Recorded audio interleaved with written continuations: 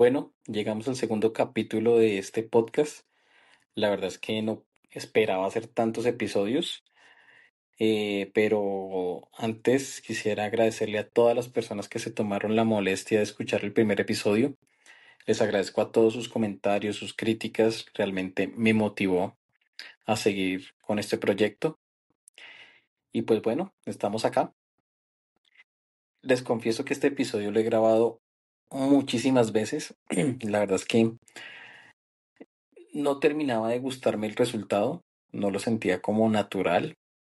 No sé si era por un guión que estaba leyendo, no sé si era la forma de estructurar el podcast que no fluía, no se escuchaba natural. Entonces, así como hice el primero, que lo hice un poco más espontáneo, así quiero abordar un poquito este podcast. Y, y bueno, llegó octubre. Este mes siempre se ha caracterizado por ser un mes del terror, de las brujas de Halloween, y todo el mundo hace su especial, así que yo no me voy a quedar atrás y vamos a hacer el especial del mes de octubre.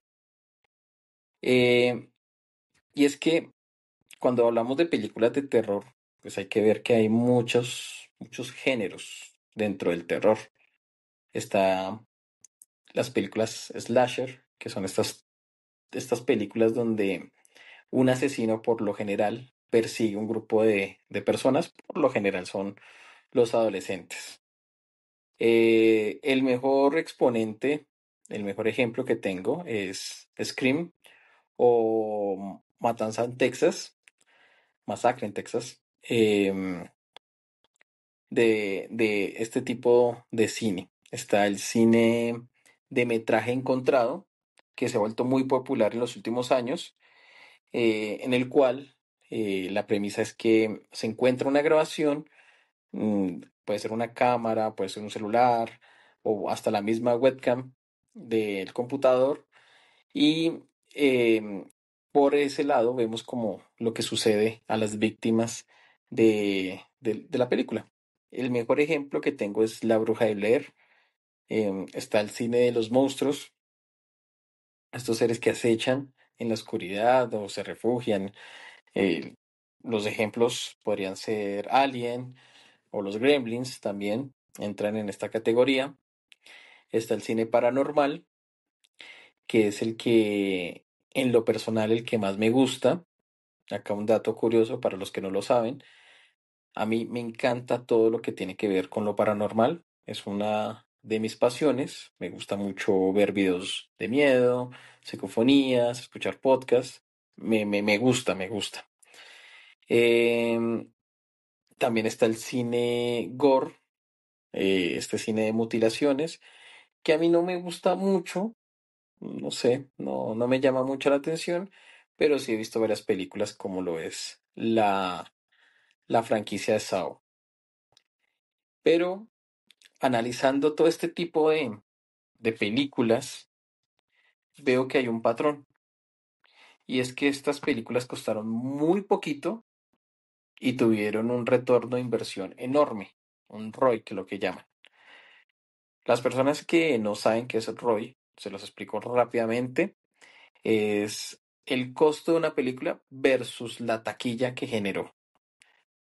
Entonces, cuando analizamos el patrón de este tipo de películas, vemos que son películas mm, baratas o económicas, por así decirlo, comparado con toda la taquilla que generaron. Y para mí el mejor ejemplo que tengo de este punto es Actividad Paranormal, la primera película. Los que no saben cuál es, resumo rápido. Es un grupo, no un grupo, no, perdón, es una parejita de, de unos 30 28 años aproximadamente, que viven juntos en una casa de clase media, una clase media en Estados Unidos, pero que acá en Colombia sería una mansión, en donde comienzan a sentir presencias y comienzan a sentir unos fenómenos paranormales como raritos. Y el tipo se le ocurre la maravillosa idea Idea que también a mí se me ha ocurrido, me parece como chévere, de grabarse. Grabarse durmiendo, grabarse cocinando, grabarse en la sala y al día siguiente revisar las cámaras y ver qué pasó. Pues efectivamente, al día siguiente, cuando revisan, encuentran un montón de cosas que les pasó, que los destapan, que abren las puertas, que las ventanas, etcétera. Esta película tuvo una recaudación de más de 180 millones de dólares. Y uno analizando y investigando se da cuenta que apenas se lleva una gran sorpresa, costó 15.000 dólares. O sea, la inversión 15.000 dólares, ya que utilizaron efectos muy prácticos, utilizaron la casa del director y actores desconocidos, comparado con una ganancia de 180 millones, eso fue un golazo. Un golazo, un golazo, un golazo. Cabe recalcar que en Estados Unidos, para que una película sea considerada rentable, tiene que recaudar 3 veces su presupuesto. En este caso, lo superó por muchísimo, muchísimo, muchísimo. Tanto que pues el estudio responsable de esta película le dio luz verde para crear una franquicia enorme. Franquicia que a medida que pasaba el tiempo pues se iba como diluyendo un poquito y ya no era tan espeluznante y ya se metieron con otros temas de brujería y bueno, otros temas que ya, pues ya después en la última película no fue tan buena y creo que por eso sepultó la franquicia. Pero sumando sus 7 películas, no llegaron a los 100 millones de dólares, lejísimos. Es que creo que ya apenas sumándolos costó 180 millones de dólares. Y esta película, sumando las 7, recaudaron más de 900 millones de dólares. O sea, excelente, excelente retorno de inversión. Algo que sí me acuerdo muchísimo de esta película, porque yo recuerdo que no me llamó mucho la atención verla. Lástima, porque hubiera sido buena experiencia verla en cine. Y es que fue el marketing. El marketing fue muy interesante, muy inteligente. Porque cuando mostraban la película, el tráiler no mostraban tanto la película, mostraban pequeñas escenas, pero mostraban más la reacción de la audiencia. Y eso yo creo que generó más conexión. Porque pues claro, mostraban esas caras de terror o que tenía que ver la luz, la película más espeluznante del siglo, cosas así, me acuerdo que decían en el tráiler, y yo creo que esto generó la curiosidad de ir a verla. Creo que fue muy inteligente la forma que vendieron la película. Otro ejemplo que tengo de películas que tienen bajo costo y una gran ganancia es la película de El Conjuro, que la primera película costó aproximadamente unos 15 millones de dólares y recaudó más de 500 millones de dólares. Y se pone uno a analizar toda la franquicia del Conjuro, que son 10 películas, son 4 películas del Conjuro, 3 películas de Annabelle, 2 películas de La Monja, y si no se han dado cuenta, La Llorona también entra en esta categoría, son 10 películas, que su costo no alcanzaron los 200 millones de dólares, pero sí tuvieron una ganancia de más de 1.500 millones de dólares. O sea, fue enorme éxito. Ya quisiera las películas de Hollywood, de blockbuster, tener esos números tan buenos. Además que después de pandemia, las películas difícilmente están superando los 1.000 millones de dólares. Muy difícil, muy, muy, muy difícil. Con contadas excepciones, como lo fue Oppenheimer, Barbie o hasta Mario. Pero las películas antes de pandemia rompían fácilmente esa barrera. Después de pandemia ha sido muy difícil que la taquilla eh, llegue a estos números tan buenos como antes. Pero eso es un tema que abordaremos en otro episodio. Volviendo al tema de las películas de terror, yo creo que también una de las cosas que a la gente le gusta, el terror, es este sentimiento que despierta el miedo, porque es que el miedo es algo que todos nos conecta, todos hemos sentido alguna vez el miedo. Y estas películas son especialistas en despertar este sentimiento tan primitivo. Porque, a ver, si uno se pone a pensar en una película de comedia, por ejemplo, la película de comedia es muy, muy cultural. Depende mucho del lugar donde se proyecte las películas de drama intentan muchas veces conectar con con la audiencia, pero no siempre lo logran. En cambio, el miedo es universal, el miedo nos conecta, el miedo nos da ansiedad, nos da presión, nos hace sentir cositas, y entonces es más fácil, creo que estas películas llegar a a un público más amplio. Ahora, creo que también el éxito de las películas de terror es el cine. Y para mí, una película de terror debe verse en cine sí o sí.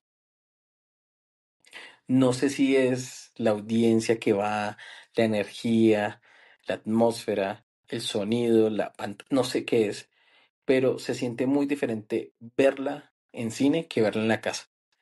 Si ustedes tienen la oportunidad, vayan a cine a ver una película de terror. La van a disfrutar mucho más que verla en casa, se los aseguro. Otra cosa que yo creo que las películas de terror son tan exitosas es porque no se preocupan mucho por la trama. La trama debe ser simple. Y si manejan bien el suspenso, ya tienen la ganancia asegurada. Aunque pues no siempre es una apuesta segura, ¿no? Porque pues tenemos excepciones.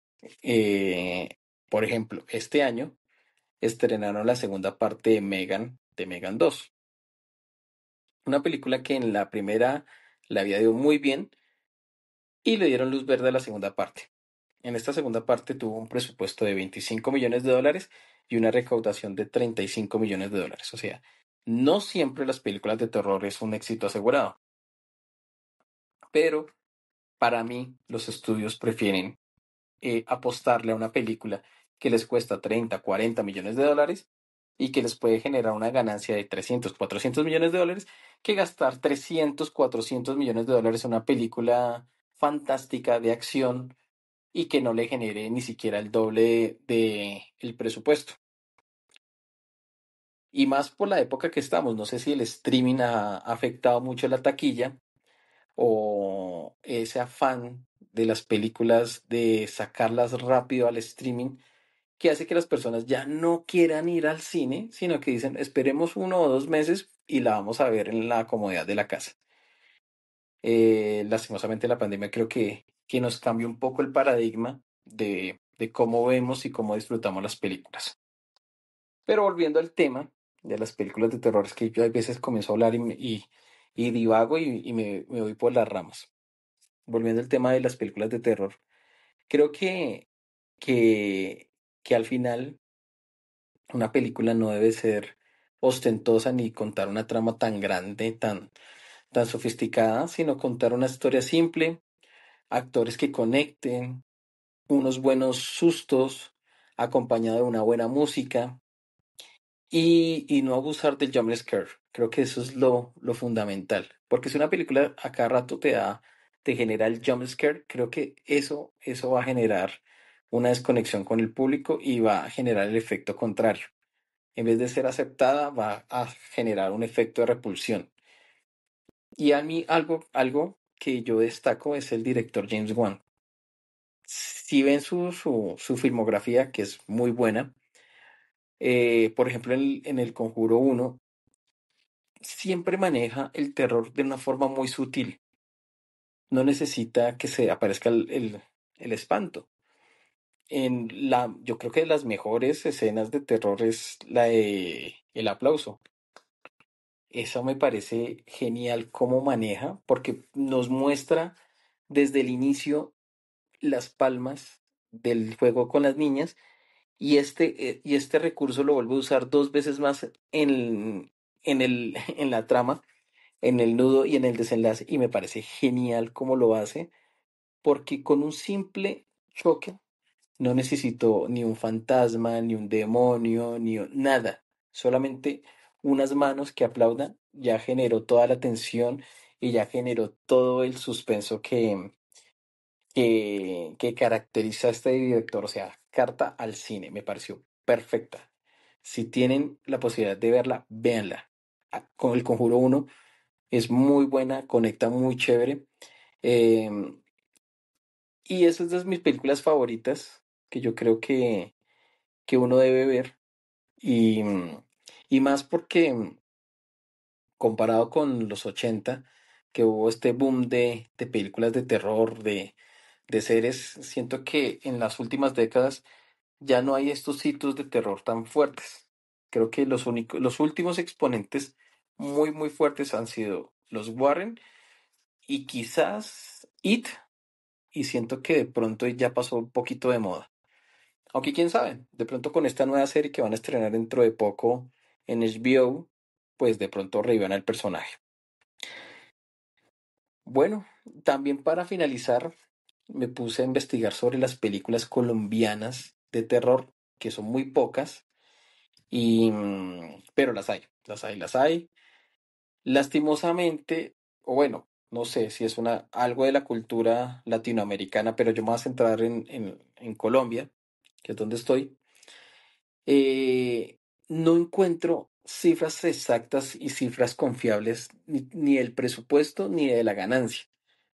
No sé por qué, pero acá no revela. Bueno, realmente pues seguramente no es obligación de los estudios revelar cuánto, cuánto están recaudando. Ellos aquí lo que votan son los espectadores que fueron a una película. Y pues ya con eso uno en base más o menos calcula el retorno de inversión que tuvieron. Entonces, voy a poner un ejemplo, la última película de Magia Salvaje, la última no, sino la única película Magia Salvaje, que es de las películas más taquilleras que se han proyectado en el país, tuvo una audiencia de 2 millones de espectadores y un presupuesto que es de las películas más costosas que se han hecho en el país, costó 6 millones de dólares y con una, no sé, audiencia de 2 millones, entonces hay que hacer como rápidamente no sé, vale 6.000 pesos por 2 millones pues, de personas que fueron, pues ahí uno ya saca el presupuesto de cuánto recaudó. Lástima que las películas de terror en Colombia no se hagan, porque yo siento que en Colombia o en Latinoamérica tenemos un folclore muy grande de mitos y leyendas urbanas que podrían saberse explotar. Yo sé que intentaron con La Llorona, pero La Llorona creo que el experimento no le salió muy bien. Pero si se ponen a investigar y Hollywood hace una alianza como entre Colombia y Estados Unidos para sacar una película de buen presupuesto, yo creo que podría salir una saga muy interesante de películas de terror. Bueno, y hasta acá fue todo en este episodio. Este fue el episodio de El Grito al Billete, donde pues vimos que no se necesita grandes presupuestos, grandes actores, sino se necesita una historia simple, sencilla y concreta. Y con una buena dirección, una buena música, se puede generar millones de dólares y millones de ganancias. Les agradezco a todos si llegaron hasta acá. Les agradezco sus comentarios, sus críticas. Pueden dejarlo en la cajita acá de comentarios. Pueden dejar todo lo que piensan. Les agradezco muchísimo que llegaran hasta este punto. Les doy un abrazo y nos vemos en un próximo episodio. Chao.